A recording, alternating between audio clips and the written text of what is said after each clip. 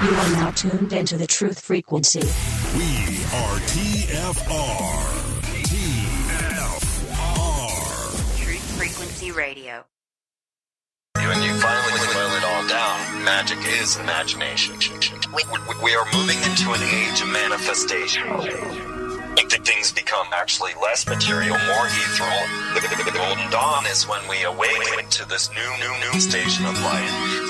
What you think becomes real quicker. Regain our imagination, regain our inner child, and let that inner child out.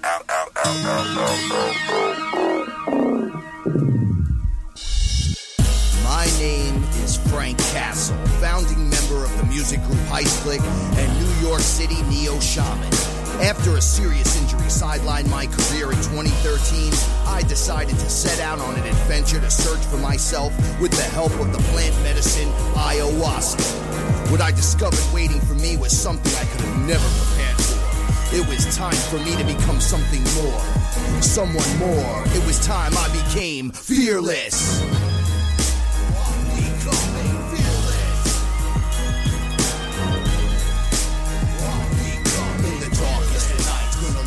Shine as my heart beats a rhythm with space and time. When the light starts to shine inside your third eye, you awake to the knowledge that you never die. What's up? What is up? My name is Frank Castle, and it's Saturday night. That makes me your sorcerer supreme of the airwaves on Truth Frequency Radio, and I'm here with my ethereal translator, Paula Milo. Say hi. We also have a special guest. Josh is back in the house with us tonight, and it's going to be really good. Before we start, I am now choosing to cleanse myself and release any and all thought forms, beings, situations, and energies that are no longer of service to my highest and greatest good, across all planes of my existence, across all universes, and across all lifetimes. I ask that all energies that are less than love be transmuted for the highest good of all. And so it is. That is because we are the luminous ones, and we are also back. And I want to thank Chris and Cherie, like I do all week, every week, because I know without them we wouldn't be here doing this. And shout outs to everybody in the chat room. Love you guys so much. And a big shout outs to Down Under, Tassie in Australia. Thanks for the shout out. Thanks for reaching out. We have fans all over the world, friends all over the world. I don't like to call anybody a fan anymore. No, everyone's a friend. Everyone's a friend, and part of the FearLess family. Yeah. That's so important. It's a beautiful thing. Absolutely. And don't forget to get an app of Truth Frequency Radio. Yeah, get the app. Or sign up for a subscription. Definitely sign up for a subscription. You can definitely check out the archives for really great information. So many great hosts taking it up another notch. Your protection from deception. And if you get a chance, check out Heist Click, HEISTCLICK. That's the music group. And you'll hear songs from the group in between or going into the breaks. I'm so happy to be back. I'm so happy. We took off the week. I'm a little drained. We had an eventful week. Every time I think things could get a little saucy, like a little easy, like, oh yeah, just kind of nothing going on, nothing happening. How you doing? I'm like a peanut butter cat. Nah, I could do something. Nah, or not. You know, it was good, but could be better. Nah. So before we get into this any further, I have to say this once again because people ask all the time about the disclaimer. And we kind of discussed this a little while ago that I seem to experience things that people do not. This goes back to classic shamanism. Not everyone is. Not everyone experiences that. But nonetheless, you are experiencing your journey, your fearless journey, if you decide to take the dip into the pool. But this is the story of my journey and my journey alone. I don't suggest you try this at home alone. That is, unless you are ready. Then by all means, proceed. But first, we suggest you find a reputable shaman who knows what he or she is doing and travel safe in the love and the light. And remember, the universe does reward bravery. So don't be scared, homie.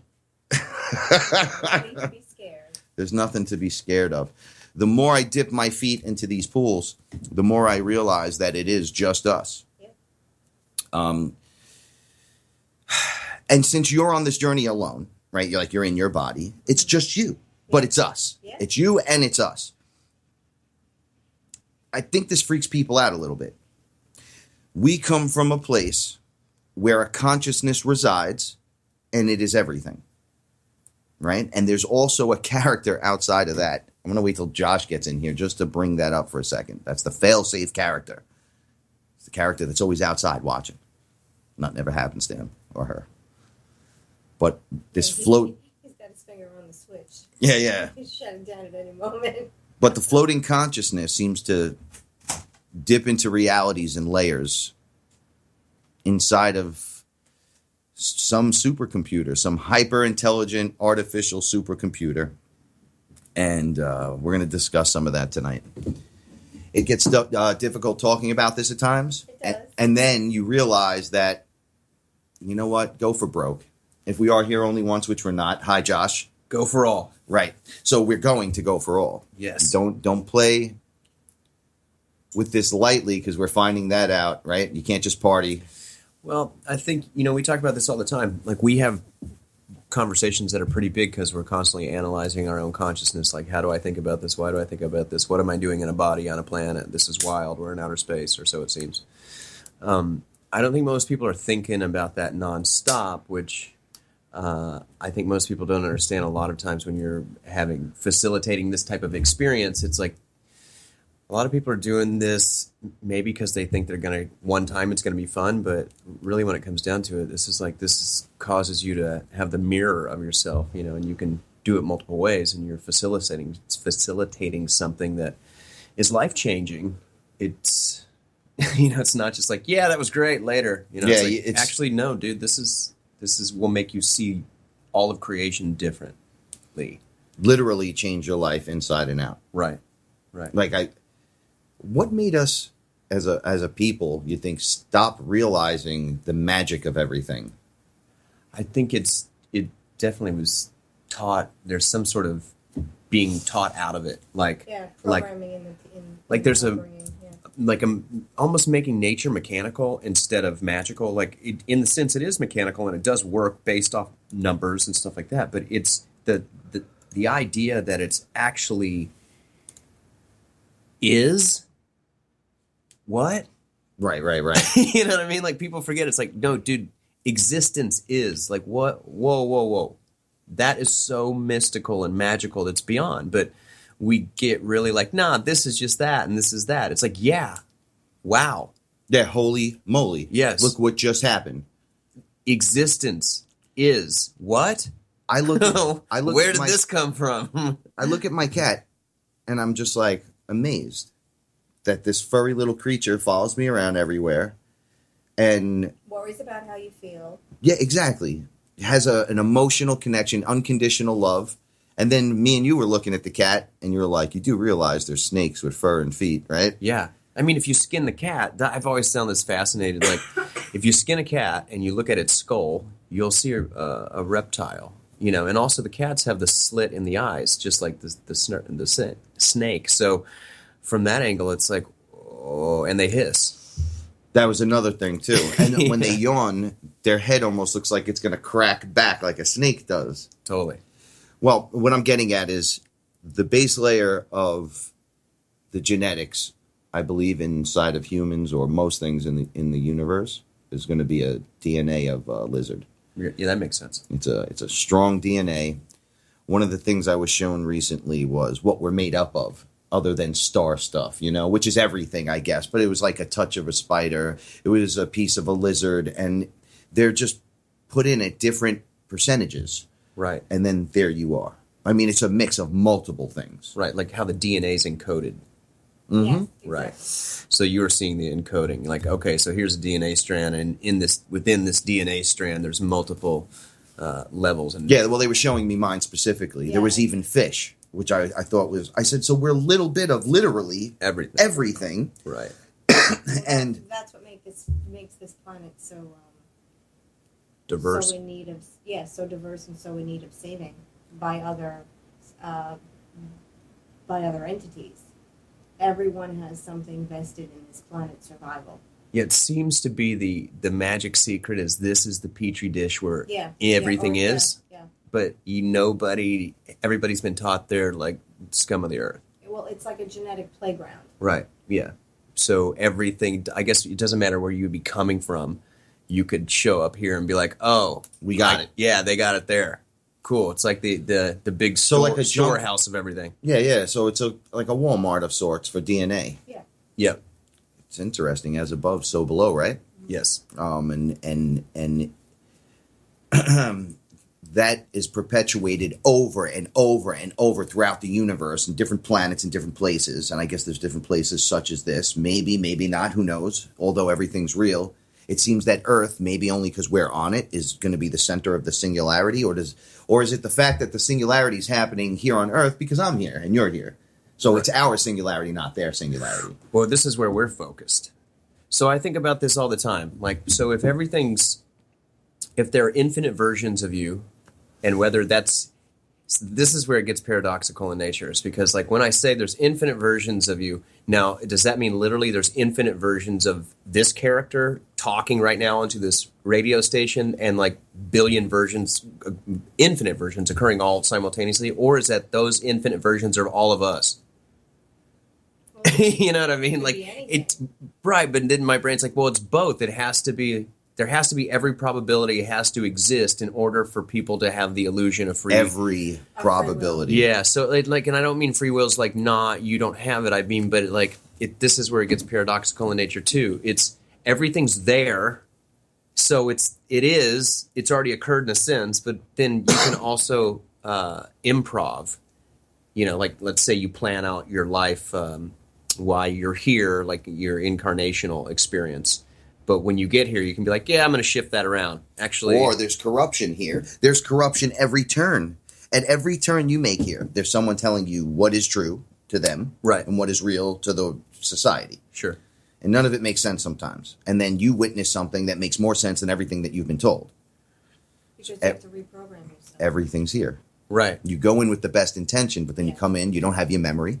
You don't know who you are, why you're here. There's things saying, oh, this is God, and this is jail, and, you know, this is how you make a baby. And you're just like, okay, I guess I got to go to work now.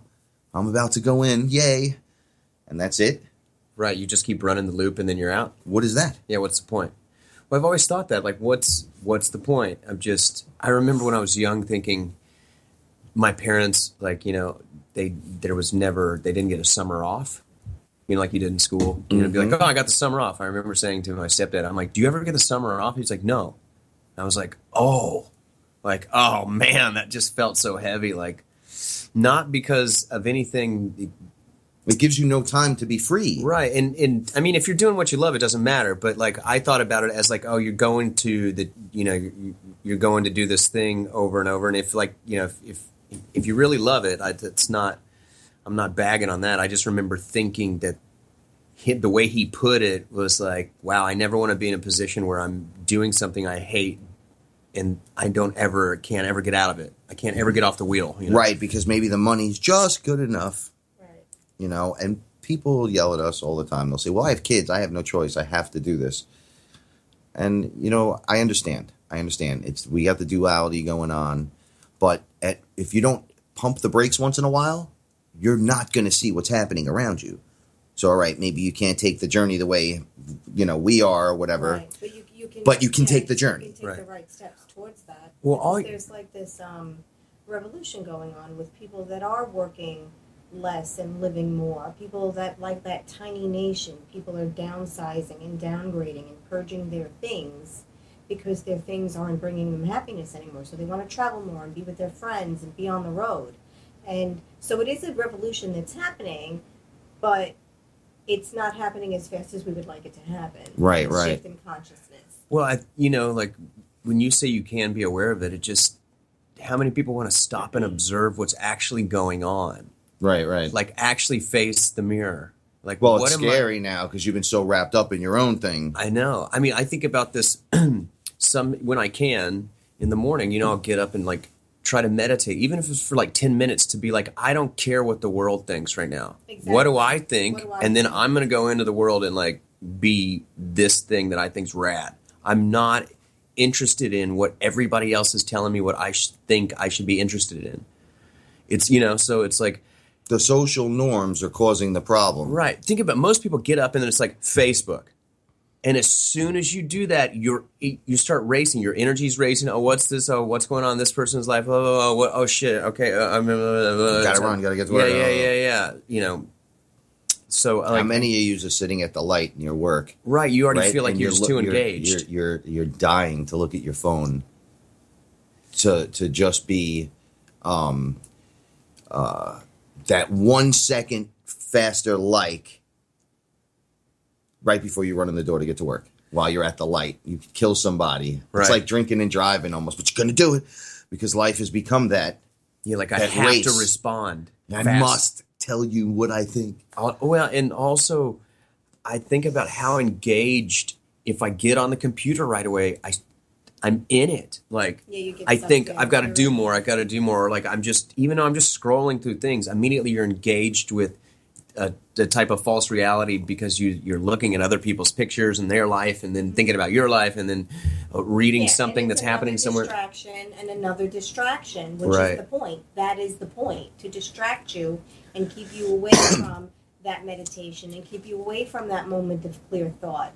Yeah, self-observation is definitely not on the agenda of the collective, it seems. Now, that I don't want to make a blanket statement like that because there's many people that are trying to tune into themselves. But when you look at the picture now I'll put it this way. When you look at the reality that's being flashed off the screens, it is how your worth is how much you produce. This idea like, well, what are you producing? How much are you producing? How much is that worth? How much money can you get for it? How fast can you do that? You know, it's like go. It's like, all right, where's the balance in that? Right. That's life is scary. One of the scariest things I keep realizing over and over again, when I was growing up, I knew at one point I'd be an adult and it would make sense. And you knew what was going on because you're an adult. How could you not know? Right? When you're a child, you just run to an adult when you have a question. You got to know what's going on. And they all tell you all these things, and then you grow up and nobody knows anything. Yeah. You're like, really? Yeah. Like, I thank God for Google. As you get older and you talk to people and you realize We had- everything you told them, everything you were raised knowing is wrong. You're like, yeah, everything's wrong. I have a friend, John, that just knew he was older and he just knew better than everyone what was going on, more than everyone, right? And then when Google came out, we Googled everything he said, and he was wrong. But that's just showing that, 20 kids here could be influenced by some silly character Right. who thinks he knows and has a know But on. that's the distraction. Well, let's talk about. You're fooled by simple things. Think about your history. Yeah. Like okay, I think about this all the time, and I've been going there a lot more lately. I'm like, why should I believe any of the information that's out anywhere? Really? Like, who wrote it? From which perspective? Is it the whole picture? Because I don't know. I wasn't there. Right. It's like the history thing. You're like, okay, well, who's writing history? Usually somebody that's got the power to keep the story going. Who won the war? That's right. Who the victor writes history. So, and which version and whose history? Like, and whose history? Yeah, we've been sold history that's only what? They're like, oh, we'll go back maybe 10, 11,000 years. Before that, it was just like you're a monkey or something. I don't. I'm telling you right now, Yeah. guys, you weren't a monkey. You didn't crawl out of the water onto the land and then evolve into an ape and then evolve into a man. That's not what's going on here. Yeah, I'm That's really not what's going on here, as a matter of fact. Well, I like that all the indigenous cultures on the planet, except usually the Western. I mean, what I mean by that is like you go to the Aborigine culture, like the Balinese, the Egyptians, the Hopi Indians, and it's like, yeah, you're all from the stars, man. Yeah. What do you mean? It's like nobody's from Earth, bro. And every one of the tribes has headdresses representing some bird-headed man. This is going to get crazy. Yeah, into the Ant-headed feathers. men, things that live inside the planet that came out and taught you how to plant a garden. Right. Agriculture stuff. Right. And we're still like, what? What do they know? Yeah. They're dummies. And Yeah. we're the dummies. Well, we've just totally been We've like, become blockheads. yeah. And think about this: when when there were certain wars or crusades that occurred, people went around and destroyed other people's information. Okay, check it out. So it's like, guess whose history you're not going to know? The indigenous cultures that are like, your history is way older than you've ever been close to being sold. This is how they used to do it. They'd roll up on your neighborhood, right, on horseback with swords and shields, and they'd go, hey, Josh, you love Jesus? Who? Kill him, Yeah. and then he drops, and then, hey, Paula, you love Jesus? And then, if no, what do they do? Tie a rock around her head, throw in the water, see if she floats or something ridiculous? Like, they just would murder people. Yeah. They would stomp baby heads in, and then they'd come to you. You know about Jesus? And you go, yes, and I repent fully. And that's how they started doing it. So they've done this hundreds of thousands of times, perhaps more. Well, it's like you get into, so this is really interesting, and the Jesuits, like these guys have been the infiltrators of so many things. Who are they? Well, okay, so if anybody can Google this for fun, you can go online and Google the Jesuit Oath. Right. Okay, read that, and then now remember, a Pope Francis, the guy who's in need of your money because they're so poor. And from this crown of gold, go help them feed the Please, poor, but we have no money. Yeah, I can't feed the poor, but I have a bunch of gold. He is the first Jesuit Pope in like 700-something years. Go read the oath, and then look at that guy parading around like, he's gonna clean your feet. I'm gonna love you and kiss your baby. I'm just saying, read that oath and then take a look at Boyfriend again, because it's just interesting the way this stuff is being played out. And I'm saying, make your own decision on what that means after you read the Jesuit oath and you realize there's a Jesuit Pope. Know all is all I'm going to say to that. Yeah, Jesuit Pope. Well, popes in general, that's all a bag of junk. Totally. That's 10 pounds of it in a 5-pound bag. I don't trust a dude in an outfit like that. And why is he the same colors as the magic mushroom? That's a whole nother story, right? So they're just basically, let's just jump to that really quick, right? So the Pope and all those characters and the cardinals, right? They wear the red and the white, right? The Pope and his peoples, they look like the magic mushroom. Right. Right? The Amanita muscaria, right? That's the colors of it. The colors. Right. And the reindeers used to eat them. Well, back in the day, before someone got taken over, they were rolled up on, and they said, I believe it was like the Gnostics, they were like, we can't let them know that the true Christ you find through the Christ head, I can't say it, like the way it's shaped, the mushroom head. Right. They're like, through the Christ head, you find yourself. Right. So they were like, don't tell anybody anything. Don't tell them about the mushrooms. Right? So they took that knowledge and started just dressing like it. And when they got taken over, it was in the clothes. It was the secrets in the writing. So you know, to how to find your consciousness. Right. But it's basically through the plants and the fungus. That's what it comes down to. That's what I've noticed, at least. Right. There's Right. Yeah, I would say. Like, you eat this and you'll find it, as long as it's part of your sacrament. Right. And that's the realness of it. Yeah, you find these things that Word. help you. It helps you drop all of what you're saying is going on for a minute and makes you be the witness consciousness. Like, if you can't witness yourself, you're just on go mode. Absolutely. So there has to be you have to go back to that observer, which is The stop and smell the roses guy. Yeah. You gotta. They don't look. That doesn't mean. Lift your head up. Look what's going. Look at what's going on around you. I guarantee you. Go out and talk to a couple of people, right? They might not be where FearLess is at, right? But just ask them if they see things when they look up in the sky. Just ask a few people. Start looking up, right? Oh, and I yeah. guarantee you, Like, a bunch we of looked at the people moon the other night. are It really looks more on like spot. you. And just by asking your buddies that, and just through meeting people, hey, you ever notice that thing up there? Do you ever see anything up there? You ever see? And then people start telling you their stories. right. And then it breaks down that wall. Because I notice we don't look up. Oh yeah, People don't look up. People don't look up at all. Dude, people don't know they're on a planet in space. Like, when you say to people, "Hey, you're in the infinite, floating on a ball in space," do you know that? People are like, "What do you mean, dude?" I'm like, "No, I'm just saying. Yeah, that's really going on." Look around, man. Like, we're in outer space, or when people are like, "Yeah, that's in outer space," you're like, "You're in outer space." Yeah, this is bigger than you. And you're a Yeah. spirit wearing a flesh spacesuit Yeah, on totally. top of that while flying through outer space. Rocking the meat shell. Like, Yeah. this meat shell's awesome, dude. Check it out. This is my flesh montage. It's I like you. and I enjoy yours very much. Thank you. But the truth is we're all here and no one has a clue what's happening. And the ones that did, and I'm not shining the light on Shaman just to shine it, but it seemed that they were and the Gnostics, those with knowledge, had this specific knowledge. Know thyself. They must have figured out at one point we're getting amnesia coming in and out.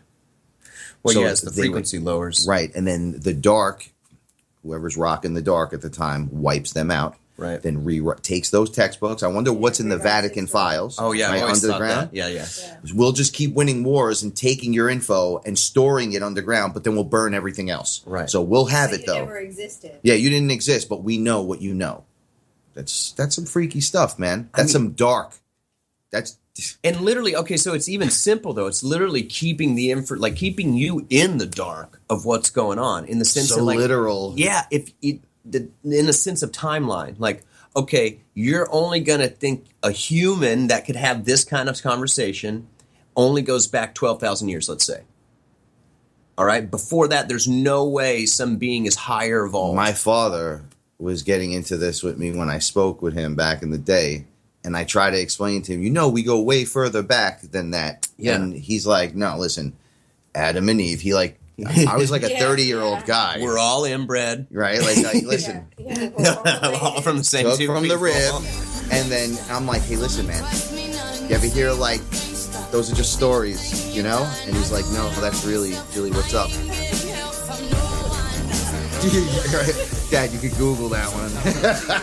We'll be right back. Your protection from deception. Just to free my mind. I hope to find another day what I've lost before. I'm trying to find my second wind so I can win some more. Don't try to tell me how it is or what can't be done. We are TFR. My faith in destiny is all I need to prevail. Truth Frequency Radio. Am I awake or is this a dream? It's a dream. It's a dream. A fantasy where I'd rather be. So come and talk with me. Come and walk with me. Is this a wake-up call from my reality? Have you seen my friends? Have you seen my girl? Wake me up from this. I'm trapped in this world.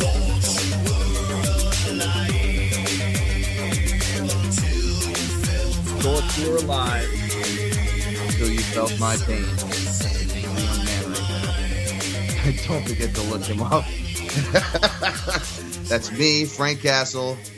I only got 2 songs out under my name. Hate Me and Come Alive. And that one's Come Alive. And check that out if you want to show your support.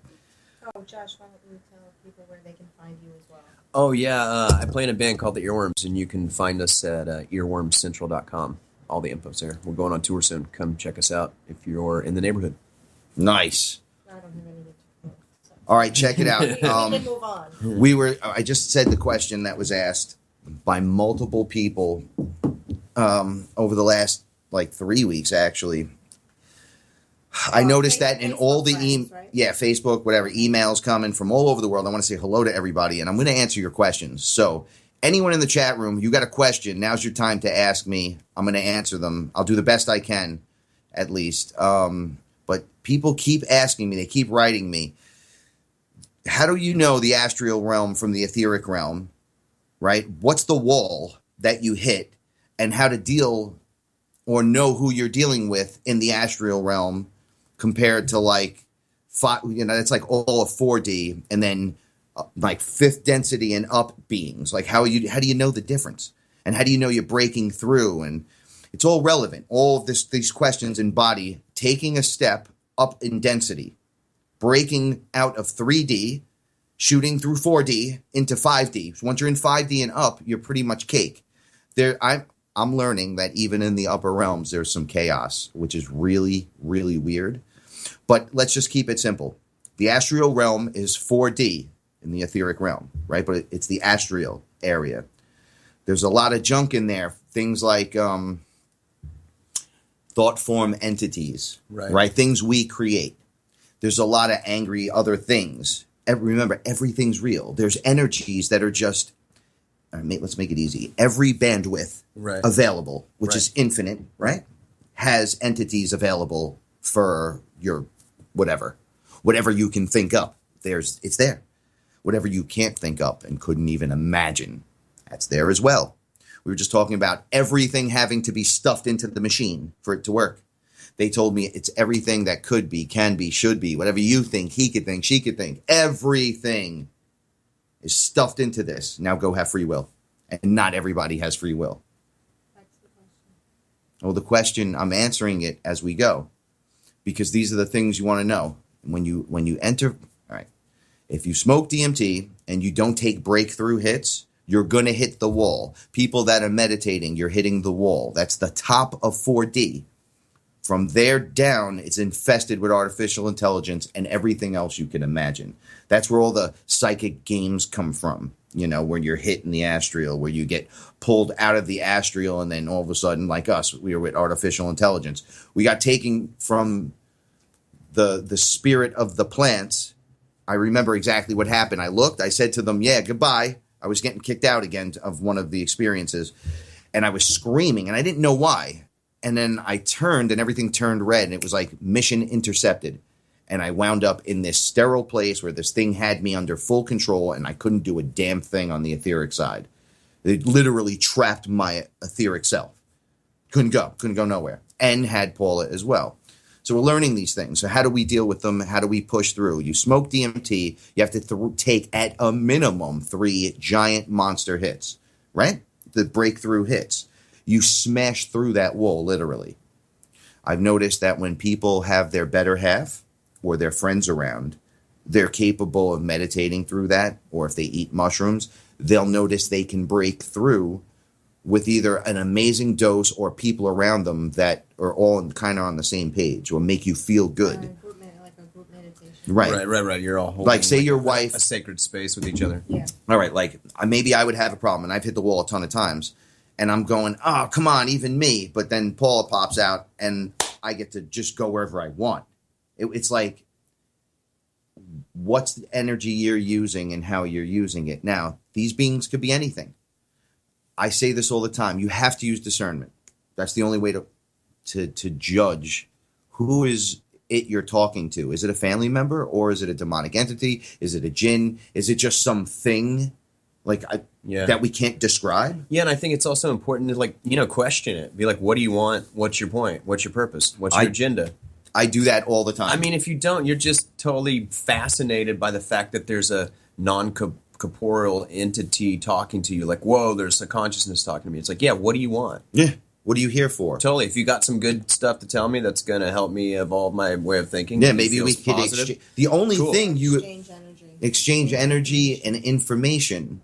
That's everything that goes on. If you want to break it down to sustenance, it's information. Yeah, light is information. Right. And you're made of light. Right. So you're an information source, and you're echoing through time, space, and multiple places and fractals. I know it sounds weird, but that's what's going on. Well, and I think people get, it's like the fascination factor. Like, oh my, it exists. Yeah, I mean, leaving my body a few times was like, whoa, that was really intense, and it shatters like your idea of mortality, because you're like, well, okay, well, I'm not really the body, I'm the thing running it, right? And so that becomes pretty clear. But it's also like not being afraid to be like, what, like, if I think about it like this, just saying, what are you? Right. Like if somebody approached you on the street, like think about it like a human. If somebody approached you on the street and was just like all up in your face trying to give you information, would you be like, hey, what do you want? Yeah. I mean, you got to think about it the same way. If not, then you're like, oh, it's a magical deity. Well, who isn't a magical deity? I mean, we're actually the magical deity. We're all the source, man. So it's like, what does another piece of source have to say? And if it's not something you're stoked about, send it on its way later. Exactly. Just like hang the phone up, man. Like, like I don't want to hang out with somebody that's not treating me well. Why would you want to talk to an entity that is? Right. So another part of that question would be another answer would be using discernment. Yeah, and like if it doesn't feel like, how does it feel in your stomach? How do you feel about it? If it doesn't feel right, it's probably not right. And it's okay to tell something to go. Like, I mean, sometimes with this, you got to declare your space. Like, All right, check it out. We have a question. How do you distinguish entities that misrepresent who or what they are compared to those that are truthful? I'm going to tell you this right now because this was what I was just going to say. Okay. Every time I rock with an entity, the entity I hang with, it's always selfless. He's always, or he or she, the entity, the being itself, is out to just be. Right? Right. It doesn't want anything from you. There's no, hey, man, check this out, man. Like, there is none of that. You're just together sharing information in, like, a love thing happening. Right. Like, it's like this. I think about it like if something is trying to be clever and coax you into something, it's no different than a human being like, hey, man, why don't you come do this, bro? You know, it's you can feel that stuff. It's and like you have to trust your instinct, your spider sense, your Like if something, right? Like discernment. If something is trying to convince you of something instead of getting to the point, this is what I always say. Like you can, this is the way I discern with people that are giving out information from a channeler to whoever, you know, from the entity to the channeler to the being to Frank Castle or whatever. Get to the point. What is your point? What do you want? Right. What do you want with me? A being could play. Look, they could flow up. A demonic entity could show up as a being of light. Right. I am your friend. Right. Look at me. Ha. You're pretty. Yeah. I think you're cool. Yeah. Right. And then is it whispering to you? Is it talking in your ear? Does it look pretty but feel weird? Does it look? When you're looking at it, can you see it change? Like, is there something going on? Is it getting close to you? Is it trying to touch you immediately? You don't want that. I'll tell you right now. Yeah. You'll know. Like you can also set your intention so that you let no being be able to establish that position on me. Well, yeah, and it's like, you know, set your intention so that they stay away. They won't be allowed in your safe space, your sacred space at all. It's almost like when a being now, I mean, it took a while because I used to go for it. I had a spider-headed being. I've talked about it on the show that I was cool with, and then one day it held me down and was listening to my phone call with Chris, Gio, and then I said, oh, this thing's on top of me, and while I was talking to him, and then it said to me, shut up, I can't hear him.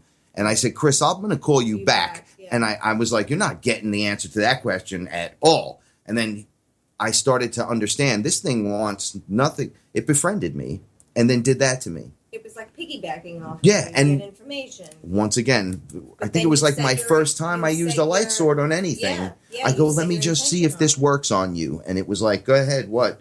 And I just stabbed it right in the chest, brought it up its face, and said, wow. And it just turned into that black goo shit that people talk about. It was like, and that was it. It was gone. And I went, that's what the light sword does? And they said, anything that's like that, negative, is going to react. There's a sequence in the movie The Thing when they don't know who's the thing. They take the Petri dish and put your blood in it, and they stick the hot poker in just to see. That's kind of like it. Right. Like what the light sword does when it hits.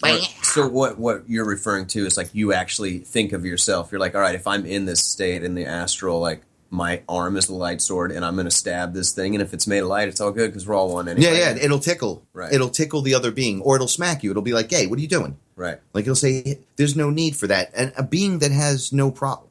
They come at you very sneakily sometimes, but a being that just shows up like Buddha, he'll just appear. He'll keep his distance. But he'll be close enough, but far enough to not freak you out. Yeah, and he'll be like, hey, how are you? Like, greetings. Mm. If these things roll up on you and scare you in any way, and I mean, traditionally, get too close, check yourself. Like the sirens, they get right on top of you. That's like a horror movie. If I got on top of you and put my face right here, how would that make you feel? Yeah, it's weird. Like even if you just think about it from a get out of my aura. Yeah, from just go back to the person metaphor. Like if a person is making you feel weird, why would you let an entity just because it seems magical and people are like waking up now that I want to talk to an entity too? It's like, you because of I think stating your intention once again is so you're like, this is my space. If I don't want to communicate with you, get out of here. Right, exactly. And a being that's advanced will understand all this because they're doing it as well. Right. There's like this universal greeting of some sort for higher beings. Right. don't take anything home with you, so to speak. Like, don't take gifts or drink or eat anything in the astral realm ever.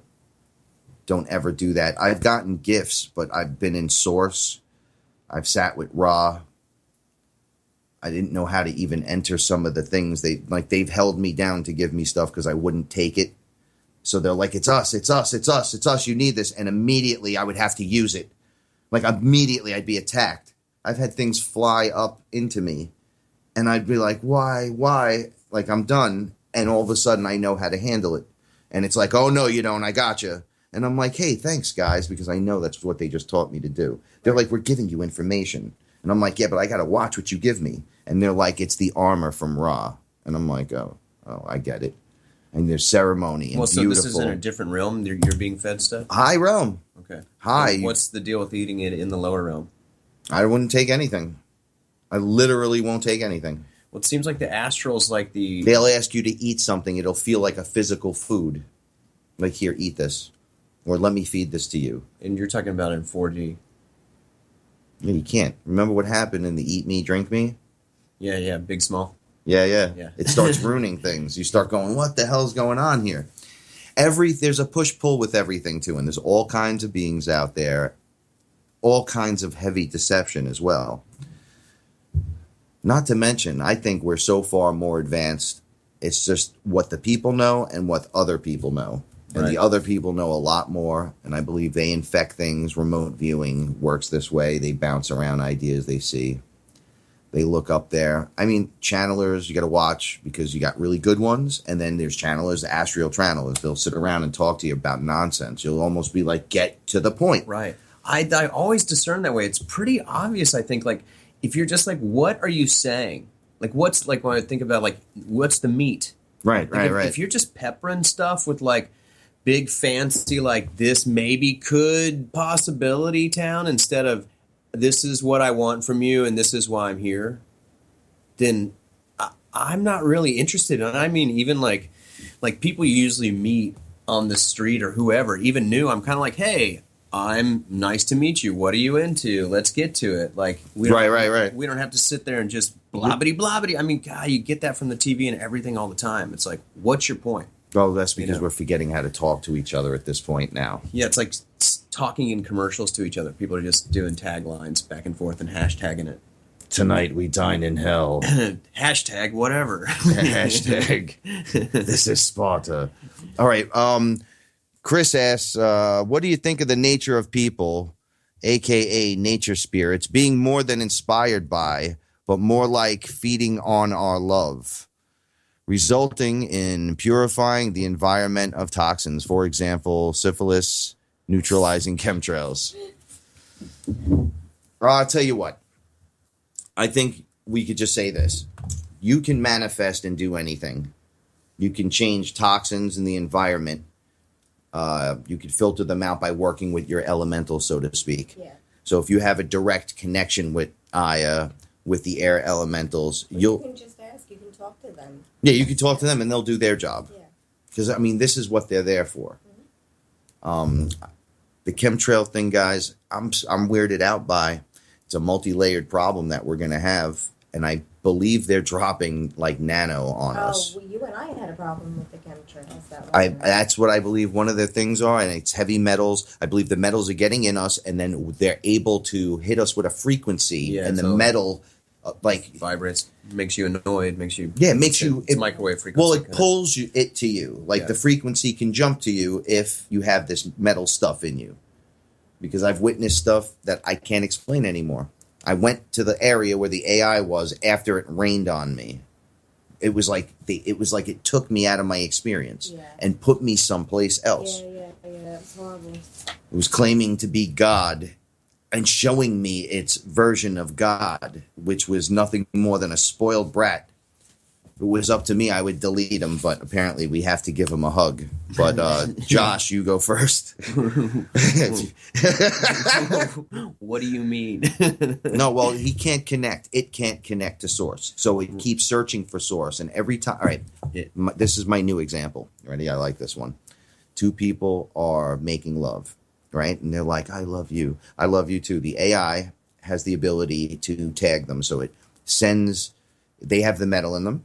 It sends the frequency through. So to me, it looks like tentacles arise etherically, plug into the people, and it's like, oh, they're in love. It understands that, doesn't understand what love is, but kind of has a clue like, oh, this is supposedly what makes it occur, the connection to source. Right. Jumps in there. They make love. Everything happens, hits the high point. It never connects. They connect. He does something like makes her kill him. She'll choke him or put the pillow over his face because he's disappointed in not being able to feel that connection. Right. And then the person wakes up, or the person gets up off the other one and goes, it was like in the heat of the moment I did that in the passion of it, I don't know, I choked her and she died.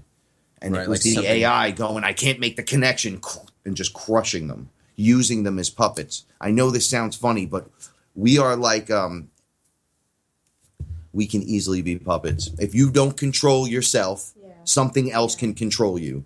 Very easily. Yeah. Very easily. Very subtly talk to you. We were talking about this before, like, you know, where, like, when the thought comes in, how is it serving you? Like, when you have a thought or a repetitious thought, like, how are you talking to yourself? Is that you? Right. You know, like, how are you talking to yourself? Are you berating yourself? Are you actually being like, hey, why don't we check this out or whatever? Or are you being like, I can't believe you did that? It's like, when that voice, like, as of late for me, it's something I'm working on to be like, as soon as the berater comes in, it's like, dude, you got to go. Yeah, like, I'm not, this isn't helping create anything rad for me. So take off, and I'm going to start thinking along the lines of, all right, what next, instead of worrying or, like, you know, perpetually putting yourself in the past or the future and being worried about what might occur and all the what ifs and all these, like, that keeps you out of the now. Exactly. So now you can't think of it. If you're out of the now you can't make your own magic. Right. Someone else is making magic with you. Right. They're basically, and that could be not well, good. You know, it comes down to this. It's like, all right, so it's all true. We all know that we're creating reality by what we believe and what we're saying to ourselves is true. So it's kind of perpetually what's the loop you're running in your head? Like, what are you saying is? What are you saying you can or can't do? Because, like, if you don't look at yourself like the one projecting this, like, nobody else is in your head talking unless you let them. Right. So it's kind of like, who's going to be in charge? But of, if you're not paying attention to that and you're just busy working, that's what I'm saying, 80 hours a week and don't have a shield for that, it just enters. Right. And you're not in. Let's say let's talk about an easy way for the shield is doing your own house cleaning. You know, your own meditation. That's right. You know, like, basically doing your own observation of your own consciousness. Like, where am I at? Why am I saying that? Is this helping me right now? Or am I just spinning? You know, like, am I doing this? Oh, I got to get this done or whatever. And now I'm worried about that and blah, blah, blah. And I don't know how to, you know, it's like, where's your brain? Like, and how are you talking to yourself? Like, I heard this said once and I thought it was pretty rad and really simple, but it's like, if you wouldn't talk to a child that way, why would you talk to yourself that way? Right.